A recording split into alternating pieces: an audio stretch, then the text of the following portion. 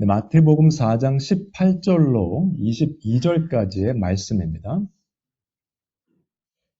지난주는 저희가 예수님께서 처음으로 메시지를 전하셨던 부분을 상고하면서 그 가운데 그 말씀 안에 생명의 원천이 있다는 것, 우리가 빛으로 부르심을 받았다는 것을 말씀을 나눴었습니다. 지난 한 주간도 그 말씀 붙잡으셔서 삶 가운데 이 세상의 빛과 소금의 역할을 잘 감당하셨으리라 믿습니다. 오늘 말씀은 부르심, 순종, 그리고 복음 전파라는 내용으로 함께 상고하고 또 은혜를 나누도록 하겠습니다. 마태복음 4장 18절로 24절까지를 보시면은 두 형제 이야기가 나옵니다. 시몬 베드로죠. 그리고 안드레의 이야기가 나오는데 이 부분에 대해서 좀 생각해 볼 필요가 있어요. 요한복음 1장에 보시면 저희들이 몇 번 같이 나누었던 본문이지만은 그때 당시에 요한의 제자였던 안드레가 있었죠. 그래서 안드레가 시몬 베드로를 찾아가서 메시아를 만났다고 이야기를 했던 부분이 나옵니다. 그러면 이때 당시 분명히 안드레와 시몬이 예수님을 만났을 텐데 마태복음 4장에 또 예수님께서 부르시는 게 나와요. 시간적으로 차이가 있었던 겁니다. 조금 설명 더 드릴게요. 요한복음 1장 43절, 조금 전에 보셨던 그 본문 뒤를 보시면은 이튿날 예수께서 갈릴리로 나가려 하시다가 빌립을 만나 이르시되 나를 따르라 하시니 갈릴리로 가시려고 했던 부분이 나오죠. 그 다음에 마태복음 4장에 보시면은 제가 지난주에 했던 본문이죠. 예수께서 요한의 잡혔음을 들으시고 갈릴리로 물러가셨다가 이렇게 나옵니다. 그 다음에 갈릴리로 가신 다음에 안드레와 시몬 베드로를 부르시는 거예요. 그러니까 두 번의 사건이에요. 사실은 따져보시면. 요한복음의 사건이 먼저 있었고요. 그 다음에 나중에 다시 안드레와 시몬 베드로를 만나시는 장면입니다. 두 번째 만나신 거예요. 첫 번째가 아니었고. 그렇게 보셔야 돼요. 그렇다면 삶의 전환점인데 그들이 어부라고 설명을 했습니다. 나를 따라오라. 내가 너희를 사람을 낚는 어부가 되게 하리라 하시니. 그 표현을 참 재밌게 하셨어요. 지금 어부로 생계를 유지하면서 그들이 이제 고기를 잡는 어부였는데 이제 예수님께서 사람을 낚는 어부가 되게 하리라 하셨어요. 그래서 곧 그물을 버려두고 예수를 따르니라 했습니다. 곧 영어 성경에는 immediately 즉시로 떠났다고 되어 있습니다. 요한복음의 사건에서도 분명히 예수님을 따랐을 것입니다. 그런데 그 장면에서는 다 버리고 떠났다 이런 얘기는 나와 있지 않아요. 근데 여기서 보시면은 그물을 버려두고 예수를 따르니라. 그 즉시 따랐습니다. 실제로 예수님을 따르기 시작했던 시점이에요. 마태복음 4장의 이야기가. 계속 보시면은 조금 전에 시몬 베드로와 안드레에게 나왔습니다만 21절로 22절을 보시면 또 이렇게 나옵니다. 거기서 더 가시다가 다른 두 형제, 또 형제입니다. 세베대의 아들 야고보와 그의 형제 요한이 그의 아버지 세베대와 함께 배에서 그물 깁는 것을 보시고 부르시니 그들이 곧 배와 아버지를 버려두고 예수를 따르니라. 여기도 곧 떠났다고 되어 있죠. 즉시 떠났어요. 근데 배와 아버지를 버려두고 떠났다고 했는데 배는요.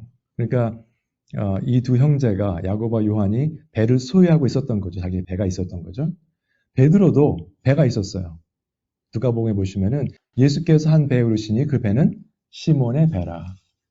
그러니까 그냥 어부로서 자기가 배를 빌려서 하는 가난한 어부들이 아니었고 나름대로 비즈니스를 하는 사람들이었습니다. 또 동역하는 사람들이었어요. 그 어부로서의 일을. 그런 면에서 본다면 배는 경제적, 사회적 위치를 말하고 있습니다. 그 사람들이 가난한 사람들은 아니었던 것 같아요. 갈릴리에 있었지만 자기가 가지고 있는 배가 있었다는 거. 큰 차이가 있죠. 소유주와 그 밑에 일하는 사람은 큰 차이가 있습니다.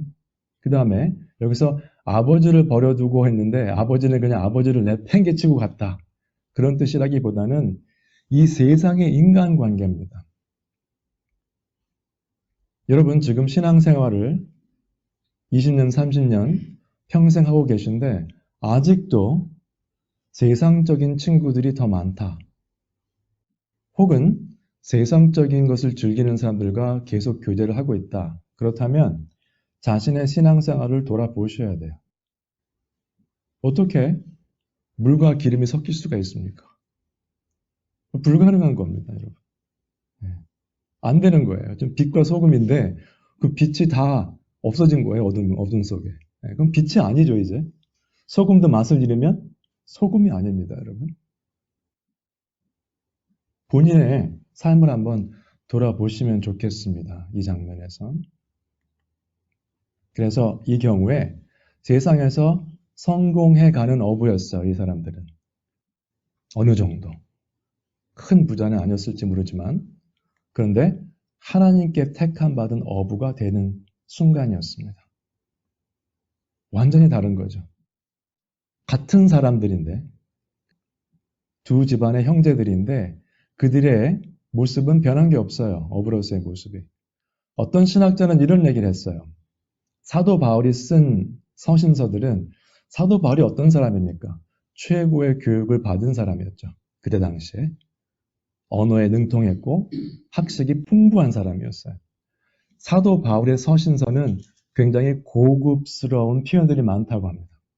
원어에 보시면. 근데 베드로도 서신서가 있죠. 베드로 전서 후서가 있잖아요. 근데 베드로의 서신서를 원어로 읽어보면 그냥 이제 이 사람들이 언어를 쓴 것에 대한 것을 가지고 얘기한 거예요. 뭐 나쁘게 말한 게 아니고 베드로의 서신서를 보면 생선 냄새가 나는 것 같다. 그런 표현을 했어요. 그러니까 좀 투박한 표현들이 많대요. 사도 바울의 서신서에 비해서. 네. 상관이 없어요. 근데 이 세상은. 우리는 지금도 계속해서 세상에서 성공하고 세상적으로 멋진 삶을 꿈꾸는 경우가 너무 많습니다. 그게 잘못된 건 아니죠. 크리스천이라고 다 가난해야 되는 건 아닙니다. 크리스천이기 때문에 나는 베이케이션도 안 가고 그런 삶을 말하는 게 아니고요. 우리의 삶 가운데 과연 내가 지금 어떤 사람들과 교류를 하고 있으며 우리의 대화의 내용은 무엇이며 나의 삶의 모습은 어떻고 내가 가정에서 어떻게 가정을 이끌고 있는가 모든 전반적인 면에서의 삶을 말씀드리는 겁니다. 하나님께서 택한 어부는요. 다른 거예요. 그들은 이제 물고기를 잡는 어부가 아니고 사람을 낚는 어부가 된 것입니다. 그래서 예수를 따른다는 면에서 예전에 나온 책입니다만 Not a Fan이라는 책이 있었습니다. 번역도 된 것 같고요. 근데 이 책의 내용을 보시면 뭐라고 나왔냐면 이 세상을 살다 보면 굉장히 많은 사람들이 예수 그리스도를 따라가는 것 같다 그래요. There are many followers of Jesus. 그렇게 보인다는 거죠. 보면은. 그런데 if they were honestly to define the relationship. 그 사람들이 만약에 솔직하게 자신들의 하나님, 예수 그리스도와의 관계를 생각을 해본다면 자기 생각이 이 책을 쓴 사람이 볼 때는 follow는 아니라는 거예요. 예수님을 따라가는 사람들이 아니라는 겁니다. 예수님의 제자가 아니라는 거예요. It seems to me, 두 번째 블랙 포인트 보시면 that there is a more suitable word to describe them. 좀 더 정확히 표현할 수 있는 단어가 있는 것 같다. 예수님을 따르는 자라기보다는 그들은 예수님의 팬이다. 네. 좋아하는 그 가수가 있으면 그 가수의 팬이 되죠, 우리는. 축구팀을 좋아하는 게 있으면 그 축구팀의 팬이 됩니다. 열성 팬이 되면 제가 직장 생활할 때 보면 저희 여기 사는 친구들인데 미국 친구들도요, 그 유럽에 사는 그 축구 그걸 굉장히 좋아하는 친구들이 많아요. 그래서 여행을 가요. 그 프리미어 리그 그 사커 보러. 셔츠도 오래해서 입고 보통 팬이 아닙니다. 굉장한 팬이죠. 그 팬이라는 단어의 뜻을 보시면 이렇습니다. 굉장히 열정적으로 어떤 일에 헌신하는 사람들, usually as a spectator, 구경꾼들이죠. 그러니까 축구장에 가시면은 막 자기 좋아하는 팀 응원하고 이게 셔츠 입고 막 굉장히 열정적으로 응원을 하죠. 그 선수들 이름 다 알고 가족 상황 다 파악하고 그렇죠? 두 번째 뜻은 뭐가 있냐면 ardent admirer or enthusiast. 그러니까 훌륭한 사람을 뭐 존경한다든가 굉장히 강조하는 그러한 모습을 볼 수 있는 사람들입니다. 여기서 주목하실 것은 usually as a spectator예요. 그 경기장에서 경기하는 사람들이 아닙니다. 신앙생활에서 예수님을 따른다는 것은 우리가 신앙의 경주, 그 경기장에서 피땀 흘리면서 어떨 때는 태클을 맞아서 상처도 받고 그러면서 그 게임에 임하는 사람들이에요. 지금 세상에는 신앙생활을 하는 사람보다는 신앙생활 잘해라. 목사는 설교가 이렇게 돼야 된다. 설교가 짧다, 길다. 오늘 설교가 좀 부족했네. 이제 이벨련 하시는 분들. 다 스펙테이터입니다. 믿지 않는 사람들이 하는 이야기예요. 오늘 찬양이 어땠다. 믿지 않는 사람들이 하는 이야기입니다. 다 구경꾼들이 하는 이야기예요. 말씀에 은혜 받을 생각은 안 하고 내용으로 은혜 받은 얘기, 찔렸던 얘기는 안 하고요. 설교가 길었다, 짧았다, 목소리가 안 들린다. 물론 안 들리면 안 되겠죠. 그죠? 그러나 여러분들은 과연 경기장에서 정말 열정적으로 그 팀을 응원하는 팬이십니까? 아니면 경기장에서 피땀 흘려 경기를 하고 있는 선수이십니까? 생각해 보셔야 돼요. 이 글을 쓴 목사님은 이 글을 쓰면서 뭐 광고용으로 한 그러한 내용이지만 정말 눈물 흘리면서 회개를 하더라고요. 목사로서. 큰 교회 목사인데 자신은 이제까지 사람들이 듣기를 원하는 설교를 했던 것 같다. 그런 얘기를 했어요. 나는 과연 팬인지 선수인지 예수님을 따르는 제자인지 한번 생각해 보시면 좋겠습니다. 예수님을 따른다는 것은 이렇습니다. 그래서 이제 베드로가 포인트를 정확히 잡았죠. 그래서 이렇게 말을 합니다. 이에 베드로가 대답하여 이르되 보소서 우리가 모든 것을 버리고 주를 따라 싸운즉 다 버리고 배도 버리고 다 버리고 따랐습니다. 까지는 좋았는데 우리가 무엇을 얻으리까? 라고 물어보는 거예요. 제가 배를 한 척 버렸으니 배 두 척만큼의 혹시 돈이 나올까? 뭐 이런 식으로 질문한 거죠, 사실은. 어떻게 보면. 우리는 신앙생활을 비즈니스 딜처럼 생각을 해요. 내가 1시간 말씀 묵상을 했으니 그에 해당하는 시간당 배가 나오지 않을까? 뭐 이런 생각을 합니다. 잘못된 생각이죠. 내가 교회를 열심히 섬기고 교회에 있는 쓰레기를 줍고 청소를 하니까 하나님께서 경제적으로 풍요롭게 해주시겠지. 그렇지 않습니다. 아무한테도 칭찬받지 못합니다. 우리가 하는 것은. 근데 누구에게 칭찬받으려고 하는 거 아니에요. 사실. 그렇죠? 그래서 세상에서 직장 생활하는 게 가장 어떻게 보면 쉽습니다. 여러분. 왜 그럴까요? 직장에서 오버타임 하면 페이 나오죠?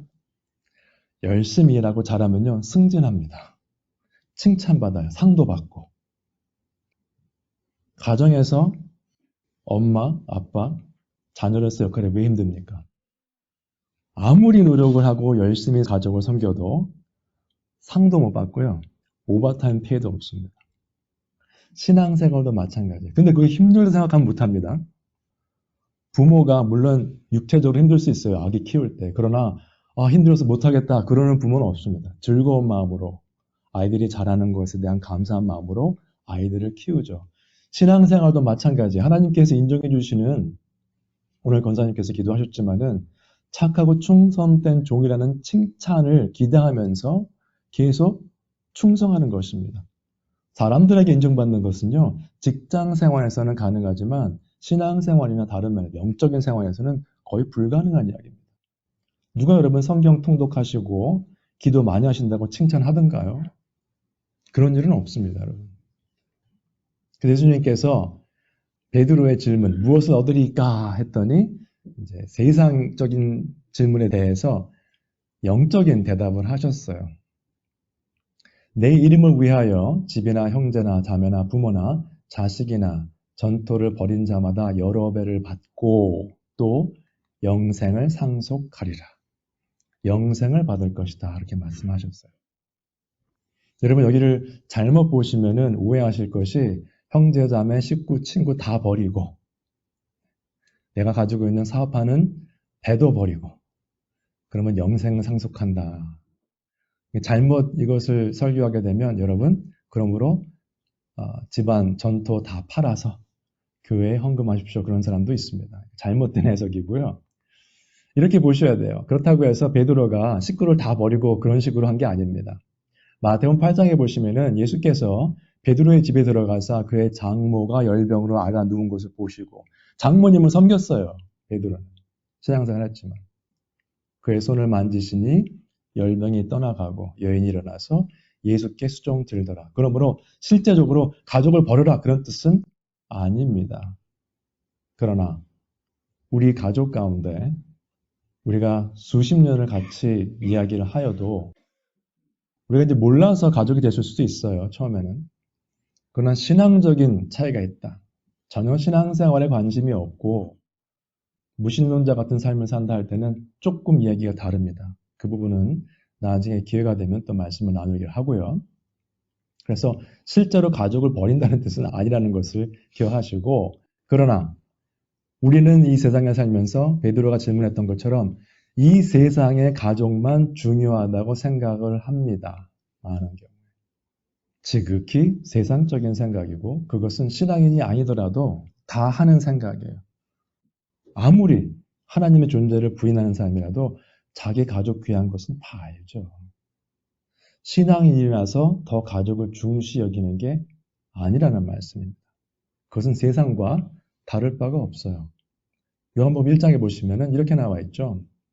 영접하는 자, 곧 그 이름을 믿는 자들에게는 하나님의 자녀가 되는 권세를 주셨으니 이는 혈통으로나 육정으로나 사람의 뜻으로 나지 아니하고 내 개인적인 감정으로 내 가족이기 때문에 내 자녀니까 내 배우자니까 아무 상관없다는 겁니다.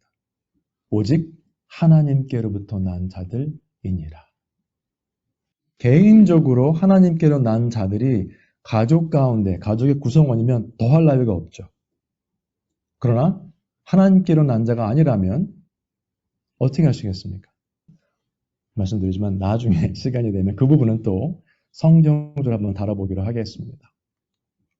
그리고 내가 신앙생활을 잘하고 있다고 하더라도 꼭 주의하실 것이 이것입니다. 먼저 된 자로서 나중되고 나중된 자로서 먼저 될 자가 많다고 했습니다. 유대인들이 하나님께 먼저 선택받았지만 그들은 어떻게 보면 나중된 자들입니다. 결국은. 그리스도를 거역했어요. 메시아를 내친 사람들입니다. 물론 마지막 때 회복이 되겠지만은 저희들은 나중된 자인데 먼저 된 거예요, 지금. 그리스도를 믿기 때문에.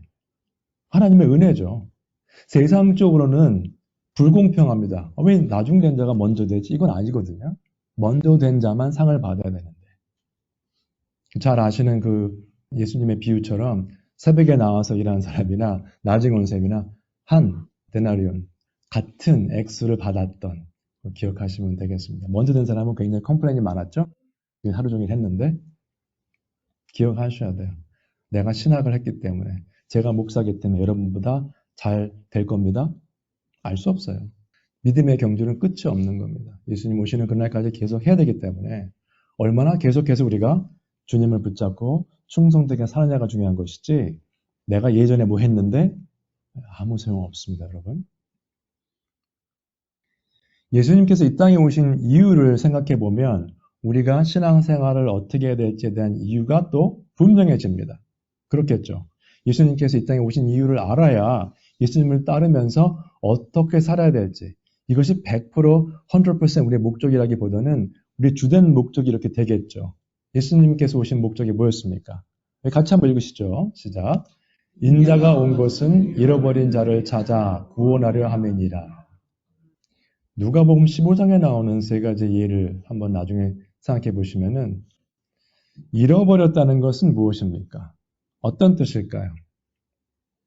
아무 상관이 없던 알곡과 가라지의 비유처럼 생각해 보시면 가라지가 알곡이 되는 것입니까? 아니에요. 내가 가지고 있던 100마리의 양 중에 하나를 잃어버렸을 때 찾아오는 겁니다. 내 양이었어요, 원래부터. 하나님의 자녀인데 잃어버린 겁니다. 삶이 지금 하나님을 모르는 것처럼 살고 있어요. 원래 하나님의 자녀인데. 가서 찾아오는 겁니다. 10 드라크마. 여인이 자기 거잖아요. 그거 잊어버린 거 막 불을 밝혀서 찾는 겁니다. 두 아들 중에 탕자는 뭡니까? 아들이 아니었나요? 아들이잖아요. 아버지의 아들을 잃었다가 찾아오는 거죠. 세 경우에 다 내 거 찾았는데 제가 없던 게 막 애드가 돼서 더 무슨 이익을 남긴 게 아니고요. 원래 하나님의 것이었는데 하나님께서 잃었던 것을 찾으셨을 때 큰 감사와 축제가 있었죠. 전도도 마찬가지입니다, 여러분. 우리가 전혀 하나님께서 선택하지 않은 사람을 찾는 게 아니고요. 하나님의 자녀 중에 잃어버린 사람들을 찾는 겁니다. 굉장히 좀 신학적으로 볼 때도 문제가 있는 것은 끝까지 돌아올 때까지 해라.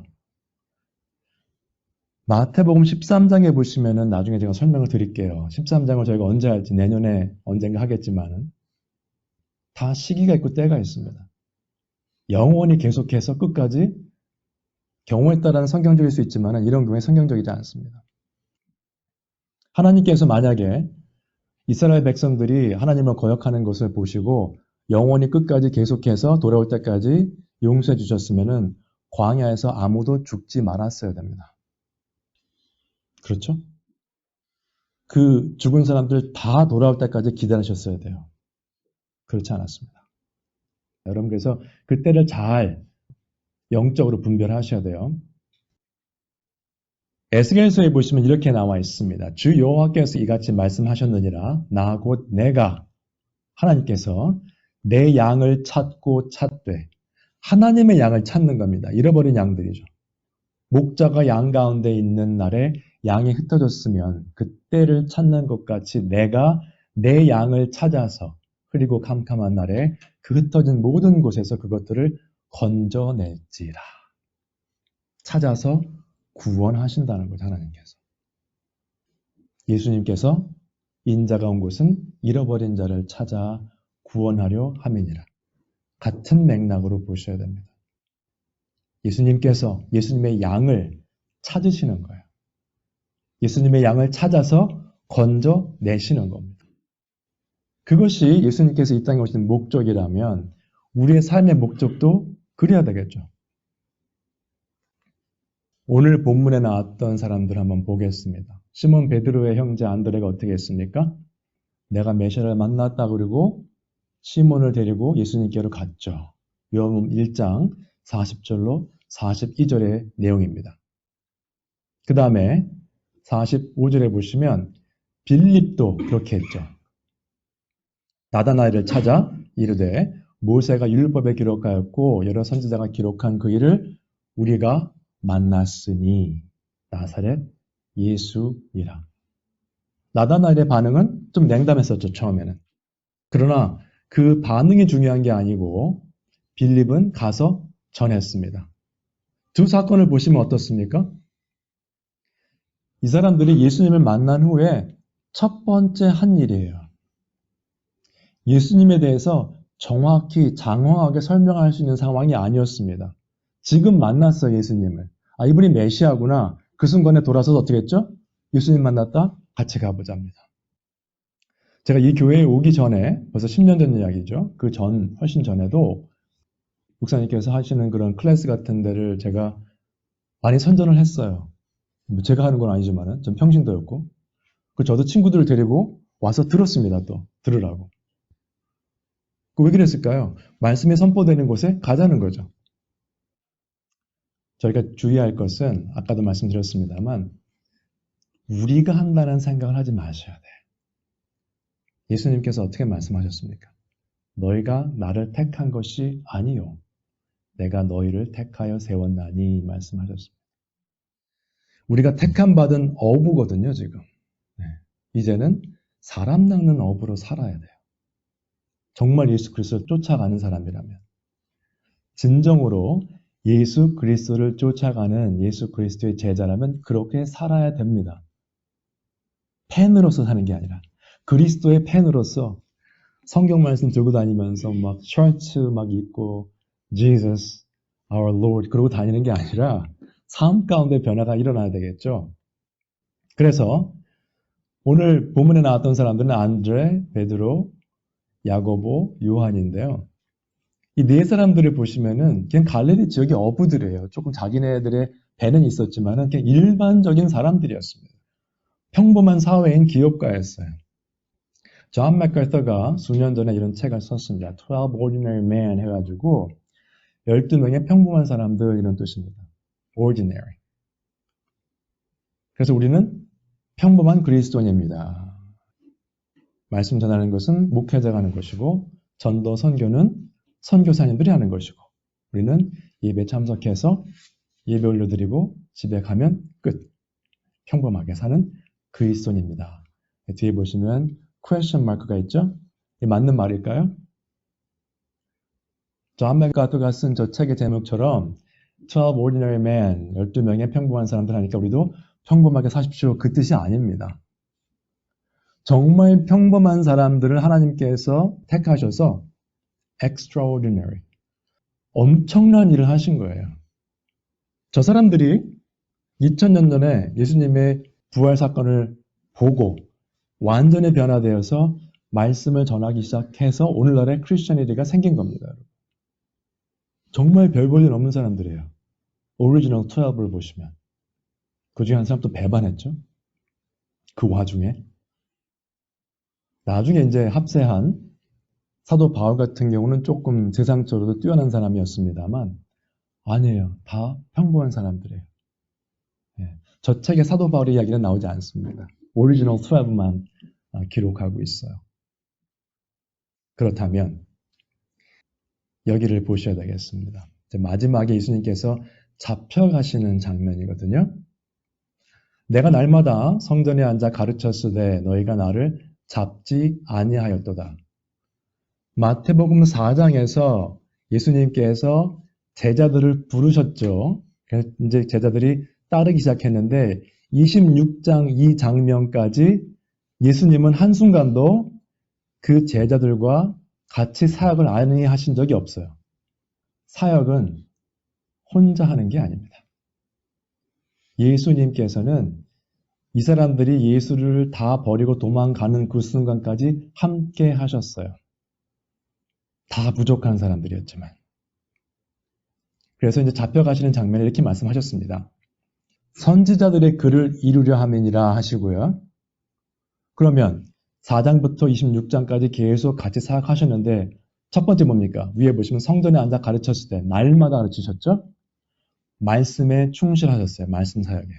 예수님도. 그럼 오늘날의 교육자는 어떻게 해야 될까요? 말씀 사역에 충실해야 됩니다. 사역의 모습입니다. 우리가 배울 점이죠. 처음부터 끝까지 제자들과 함께 하셨어요. 결국은 자신을 버렸던 제자들이지만 아셨죠. 자신을 팔아넘긴 제자였지만 아셨습니다. 그러나 그들과 함께 하셨어요. 끝까지. 그들이 대단해서도 아니고 그들이 예수 그리스도를 항상 떠나지 않고 지킬 사람들도 아니었지만은 예수님께서는 함께 하셨습니다. 결국 제자들이 다 예수를 버리고 도망하니라. 그런데 요한복음 6장에 보시면은 오병이어의 기적 후에 그 많은 사람들이 그 다음날 왔을 때 이런 말씀 하셨거든요. 너희들이 배불리 먹어서 왔기 때문에 야단을 치셨죠. 그랬더니 그 사람들이 그때부터 그의 제자 중에서 많은 사람이 떠나가고 다시 그와 함께 다니지 아니하더라라고 되어 있어요. 그때 수많은 사람들이 떠나갔거든요. 그럼 26장에 보시면은 비슷해요. 제자들이 다 예수를 버리고 도망하니라. 뭐가 다를까요? 요한복음 6장에서 예수님을 떠나갔던 사람들과 이 장면에서 예수님을 버렸던 제자들 무엇이 다를까 한번 생각해 보셔야 됩니다. 이렇게 됐습니다. 엠마오로 가는 두 제자의 이야기 중에 끝부분에 이런 부분이 나옵니다. 마지막에 예수님께서 승천하시는 부분이죠. 같이 한번 읽으시죠, 여기. 시작. 예수께서 그들을 데리고 베다니 앞까지 나가사 손을 들어 그들에게 축복하시더니 축복하실 때에 그들을 떠나 하늘로 올려지시니 그들이 그에게 경배하고 큰 기쁨으로 예루살렘에 돌아가 늘 성전에서 하나님을 찬송하니라. 누가복음 24장 앞에 보시면 이제 예루살렘에 있었다고 해요. 그 제자들이. 근데 예루살렘에 있는 게 왜 힘들었었냐면 지금 막 예수님께서 십자가형을 받으신 상태였잖아요. 그러니까 예수님을 믿는 사람들이 핍박이 시작된 거죠. 그래서 베드로가 생명의 위협을 느끼고 예수 그리스도를 3번이나 부인했던 것입니다. 그러니까 지금 예루살렘에 남아있는 그것이 아니었어요. 그래서 그 두 제자들도 엠마오로 가는 두 제자도 예루살렘을 떠나서 가는 길이었었죠. 다른 데로. 근데 실제로 부활의 예수님을 경험하고 보고 정말 믿음이 생긴 후에 어떻게 됐을까요? 담대해질 뿐만 아니라 큰 기쁨으로 예루살렘에 돌아가입니다. 위험이 처해 있는 곳에 돌아갔어요. 도망을 가는 게 아니라. 늘 성전에서 하나님을 찬송하니라. 그래서 사도행전에 보시면 마태복음 26장에 나왔던 예수님을 버리고 도망갔던 제자들이 아니고 성령 강림 후에 이들은 완전히 새로운 사람으로 변화됩니다. 이 사건이 이렇게 기록되어 있죠. 첫 번째 베드로의 설교라고 보시면 되겠는데요. 베드로가 11사도와 함께 서서 소리를 높여 이르되 유대인들과 예루살렘에 사는 모든 사람들아 이 일을 너희로 알게 할 것이니 내 말에 귀를 기울이라.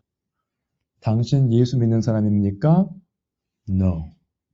3번 부인했던 베드로가 이제 내 말에 귀를 기울이십시오 하고 담대하게 말씀을 전합니다. 어떤 변화입니까? 거듭남의 변화죠. 예수님을 믿게 되는 확실한 믿음이 생기면 담대해지는 겁니다, 여러분. 예수님께서도 잃어버린 영혼들을 찾아서 그들을 구하려고 오셨기 때문에 베드로 또 11사도가 함께 말씀을 전파했던 것입니다. 그들도. 그래서 그리스도인은 예수님의 제자라고 보셔야 되는데 마틴 로이드 존스 목사님이 이런 얘기를 했습니다. 처음에 보시면 I can never forget a man who whenever I met him always impressed upon me the fact that he was a great Bible student.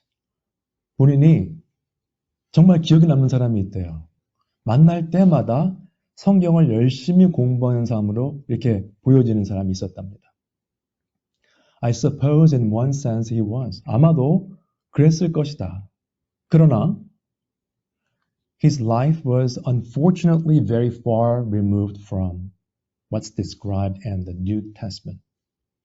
성경 말씀에 나와 있는 삶과는 동떨어진 삶을 살고 있는 것을 보았다는 거죠. 불행하게도. 성경을 열심히 연구하는 a great Bible student인데 그러나 그의 삶은 불행하게도 성경에 나와 있는 제자의 삶과는 동떨어진 자였다. 이렇게 얘기를 했습니다. 그럼에도 불구하고 성경 공부는 그에게 취미생활 같은 거였어요.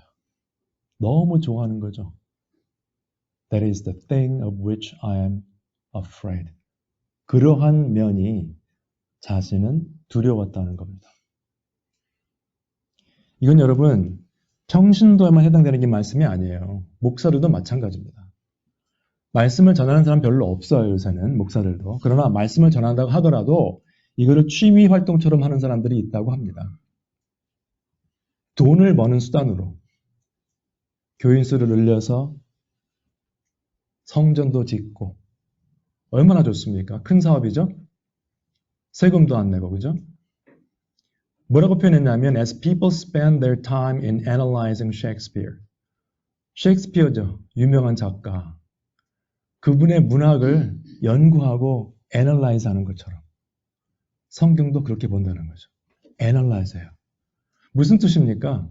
목사가 되었던 평신도가 되었던 성경에 대한 연구는 엄청나게 하고 성경에 대한 지식은 뛰어난데 삶을 보면 전혀 아니에요. 개인은 물론 가정도 엉망입니다. 만나는 사람은 다 세상적인 사람들만 만나고요. 어떻게 생각하세요?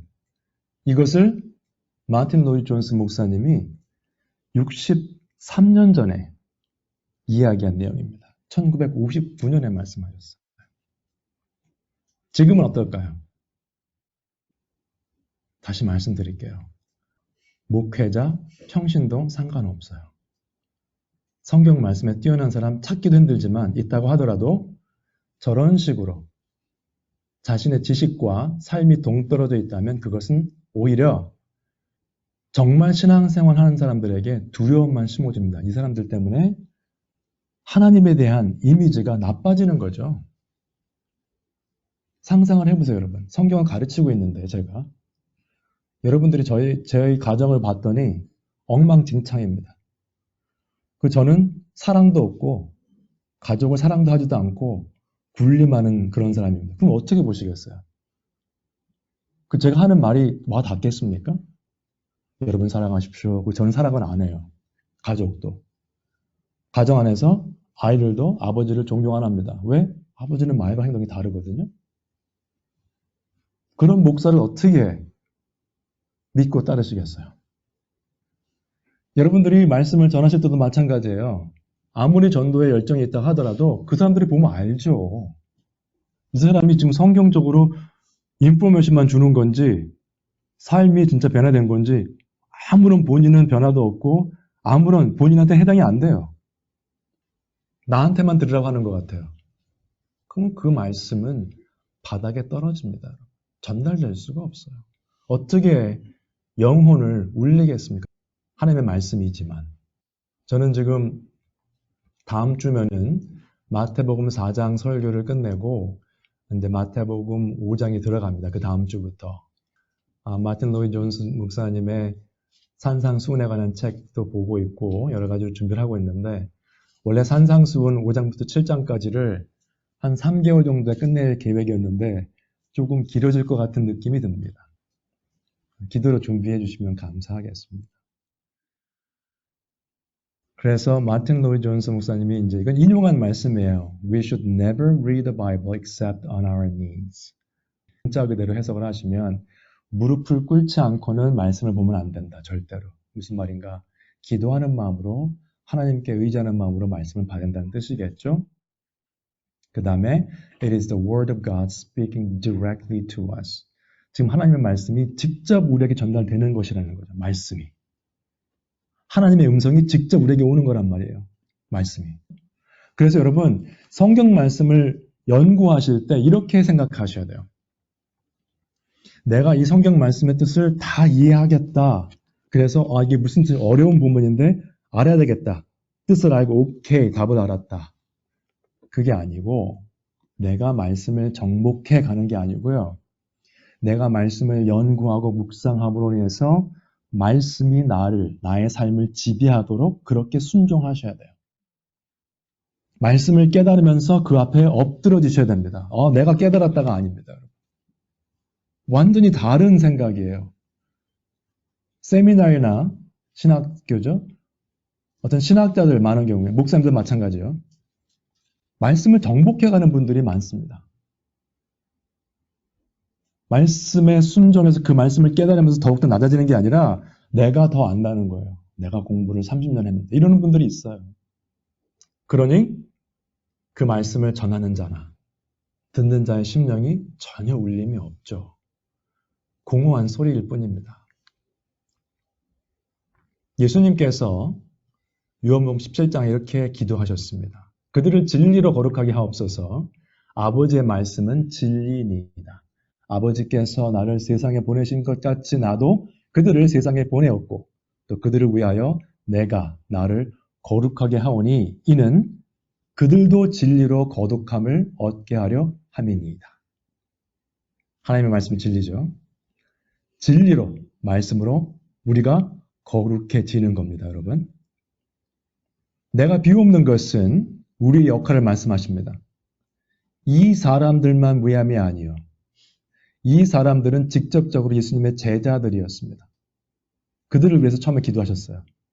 이 사람들만 위한 것이 아니요. 그들의 말로 말미암아 나를 믿는 사람들도 위함이니. 제자들은 삶이 바뀌어서 말씀을 전하게 되었겠죠. 그러면 그들의 말씀으로 인해서 예수님의 말씀이기 때문에 진리로 거룩해진 사람들이 전하는 말씀이기 때문에 그 말씀으로 말미암아 예수 그리스도를 믿게 되는 앞으로 믿게 될 사람들도 위해서 기도하셨어요.